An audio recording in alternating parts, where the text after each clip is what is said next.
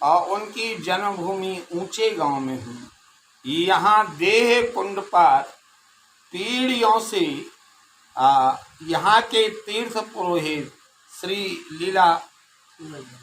सूरजभान जी महाराज, जो संस्कृत के विद्वान हैं, इंग्लिश के भी हैं, और जो भी यात्री आते हैं वो देह कुंड का साहित्यिक, ऐतिहासिक, पौराणिक लीलाओं के लिए बहुत शालीनता से समझाते हैं।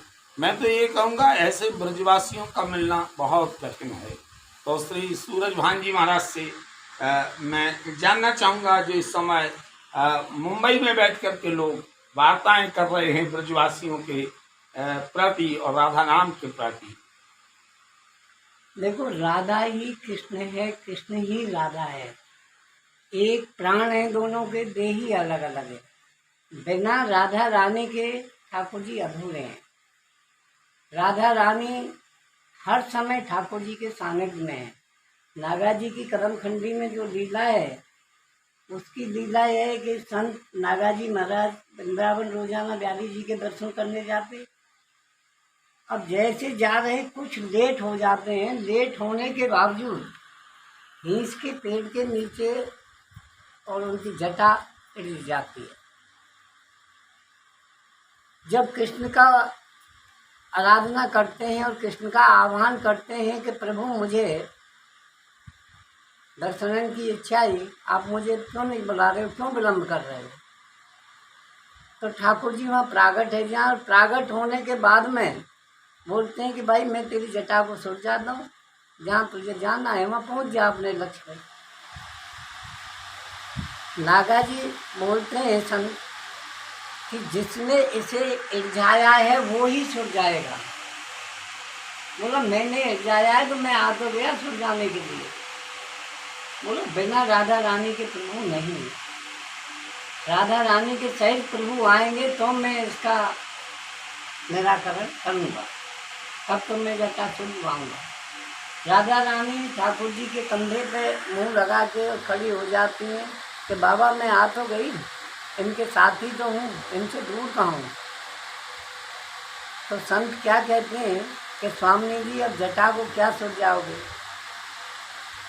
अब तो अपने सानिध्य में ले लो।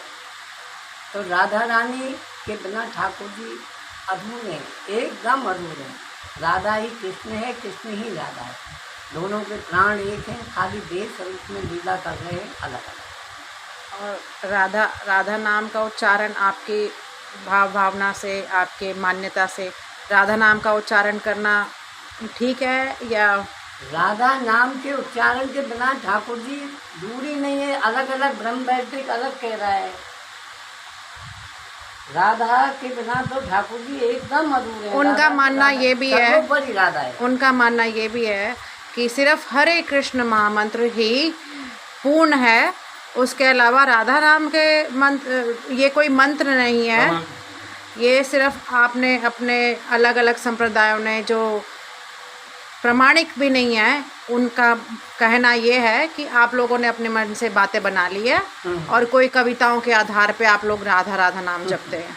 ये फिर अपने अपने सिद्धांत अलग अलग हैं। ये तो ये महापुरुष इन सब बातों की व्याख्या कर सके नहीं, क्या कहते हैं तो अभी बुद्धि दी गई।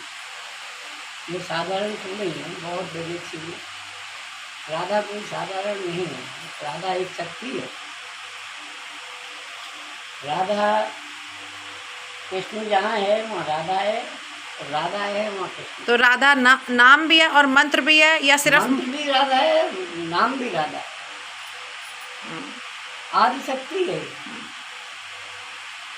तो इसका शक्ति के तो कहीं कोई इसका मतलब हम राधा नाम का जाप जिसको जैसा भाए वो वैसा। ये तो सांप्रदायिक मामले हैं, पर जहाँ जो इष्टमान है ये तो इष्ट स्वतंत्र है जी, किसी को भी मान सकते हैं, हाँ। कृष्ण को भी राधा को। जैसे हमारे गुरु महाराज प्रेमानंद जी कहते हैं कि जिसको जिसमें मान्यता है, चाहे वो शिव का उपासक हो, चाहे आप उनको भजो, कभी कोई मना नहीं है। लेकिन इनमें अमोघ लीला प्रभु जी ने जैसे कहा है कि ये तो एक भावना पर ठेस देना है, जो भावना पे ठेस देने वाली बात करी है। बाकी जो राधा का जिन्होंने इष्ट मान रखा है वो राधा है, कृष्ण का इष्ट है कृष्ण, शिव का इष्ट है शिव के अंदाजी शिव। ये अमोघ लीला जो कुछ मुंबई में बैठ कर के कह रहे हैं, ये माया का प्रभाव उनके ऊपर हो चुका है। और हमारे ब्रज में 84 कोस में, वृंदावन में, बरसाने में बहुत ही उनके प्रति रोष है कि उन्होंने राधा नाम के ऊपर ऐसी टिप्पणी की है। श्रीहित हरिवंश चंद्र महाप्रभु कृत राधा सुधा निधि में तो ये कहा गया है कि हाँ, राधा चरण विलोडित रुचिर शिखंडम हरिम वंदे। हम उन हरि को जानते हैं जिनका मुकुट राधा रानी के चरणों में झुक रहा है। और यदि मुकुट झुक रहा है राधा के चरणों में, और ऐसे राधा रानी के विषय में नाम तो आपने अमोघ लीला रख रखा है। अमोघ का तात्पर्य होता है, एक ये भी अर्थ होता है अमोघ का कि अबाध, गहरे, अगाध। लेकिन नाम आपका ऐसा है और आप राधा नाम पर टिप्पणी कर रहे हैं। इसके लिए राधा सुधा निधि में विद्या परा द्वयक्षरा, ये 2 अक्षर का मंत्र है, ये परा विद्या है। और आप मुंबई में बैठ के बात कर रहे हो ना। यदि वास्तव में आपने अपने माँ से जन्म लिया है तो आप आइए वृंदावन और यहाँ करिए संतों से बातचीत, तब आपके लिए दिया जाएगा अच्छा उत्तर। इनका आप अमोघ लीला जी कहाँ सो रहे हो? आप प्रमाण देते हैं कि आपने भागवत जी के 11 स्कंद के लिए नहीं पढ़ा है। लगता है आप ज़्यादा प्रमाण बटोर रहे हो, तो आपने अनेक अनेक शास्त्रों का अध्ययन भी भली भांति किया है। उद्धव जी की क्या स्थिति यहाँ पर बनी थी? आप आए, हम ब्रजवासी लोग ऐसे नहीं हैं कि तुम्हारे साथ कोई गलत व्यवहार करेंगे, लेकिन आपके लिए ये सबक जरूर सिखा देंगे कि ये यहाँ पर कृष्ण प्रधान है कि राधा प्रधान है। और मूल बात यह है कि ये हरे कृष्ण कृष्ण कृष्ण हरे हरे, हरे राम राम राम हरे हरे।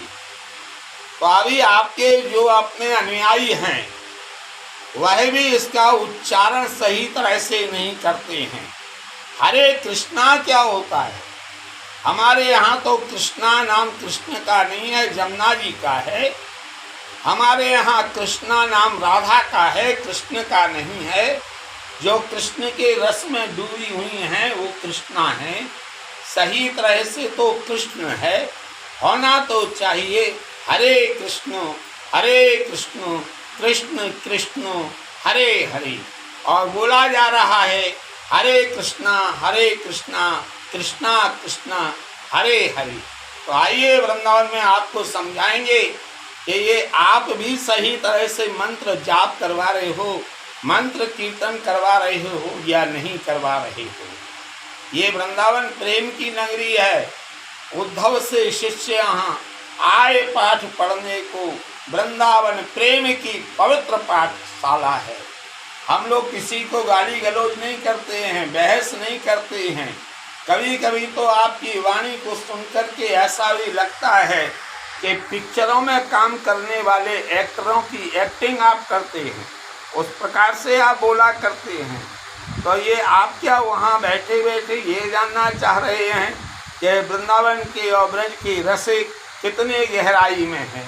अरे भैया, यहाँ कृष्ण कहते हैं निरपेक्षम मुनिम शांतम निर्वैरम समदर्शनम अनुव्रजामि हम नित्यम कोयुत योग ही। जो निरपेक्ष हैं, निर्वैर हैं, समदर्शी हैं, अहिर्निश मेरा चिंतन करते हैं, वो उनके पीछे मैं चलता हूँ, उनके चरणों की रज लेता हूँ मस्तक पे और अपने मुंह में डालता हूँ। तो उससे उद्धव जी ने कहा आपको क्या मिलता है? बोले उस रज कण से मैं 3 लोक 14 भुवन के प्राणियों का उद्धार कर दिया करता हूँ। अब गीता को यदि आप लेते हैं, क्योंकि आपके यहाँ से गीता की बहुत अच्छी व्याख्या है, आपके जो इस्कॉन के संस्थापक थे उनको मैं नतमस्तक हूँ, उनको मैं प्रणाम करता हूँ, उनके मैंने दर्शन किए हैं, उनके भाव बहुत उच्च कोटि के थे। लेकिन आप अपने मुख्य धारा से बहुत तेजी से हट रहे हैं, क्योंकि भगवद गीता में एक जगह आया सर्वधर्मान परित्यज्य माम एकम शरणम व्रज अहम त्वाम सर्व पापेभ्यो मोक्षयिष्यामि मा शुचः। तो ये कहने